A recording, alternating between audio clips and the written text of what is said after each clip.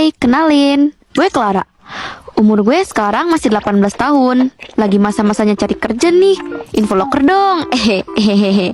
Bercanda ya. Sedikit gue jelasin tentang background gue. Gue ini asli Jawa dan sempat merantau ke Kalimantan. Kisah ini berawal ketika gue masih piyik, kelas 4 SD. Saat itu bokap gue masih bagian staf asisten di perusahaan pabrik kelapa sawit yang cukup terkenal lah di daerahnya. Dan keluarga gue tinggal di perumahan yang memang disediakan oleh perusahaan, di mana perumahan itu memang berada di tengah-tengah hamparan kebun sawit.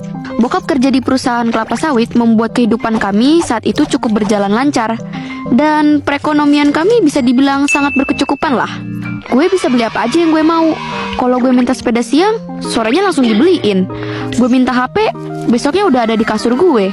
Pokoknya tuh cukup banget lah hidup gue tuh. Dan bokap gue ini seorang yang cerdas. Jadi beliau sering banget dapat bonus berkat kecerdasannya dan keuletannya dalam bekerja.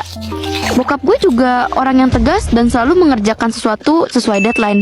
Best lah pokoknya. Disinilah hal buruk dimulai.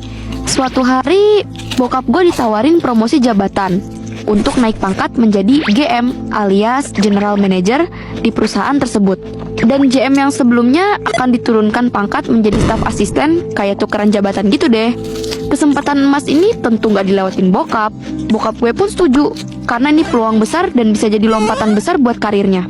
Tapi, beberapa hari sebelum bokap diresmikan menjadi GM, sikapnya mulai aneh. Bokap gue tiba-tiba jadi sering diam, mendadak stres, pandangannya kosong, gak ada semangat hidup. Bahkan sering semedi dan ngobrol sendiri. FYI, semedi yang dimaksud di sini beliau diem aja tanpa memikirkan dan mencemaskan kehidupan gitu ya. Kayak makan atau mandi. Kayak dia tuh kerjanya cuma duduk, pejamkan mata, sama atur nafas tanpa menghiraukan orang di sekitarnya. Gue shock liat bokap gue semedi, yang sebelumnya mana pernah beliau ngelakuin ini.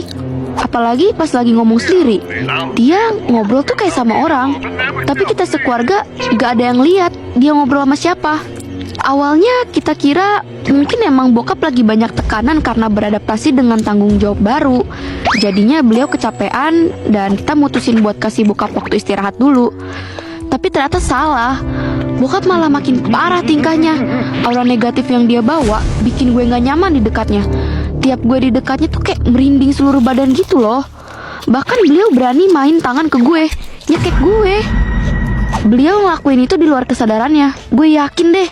Ya, karena yang beliau lakuin itu sesuatu yang gak pernah dia lakukan sebelumnya. Karena kondisi bokap yang gak kunjung membaik, akhirnya keluarga gue memutuskan untuk membawa bokap pulang ke Jawa supaya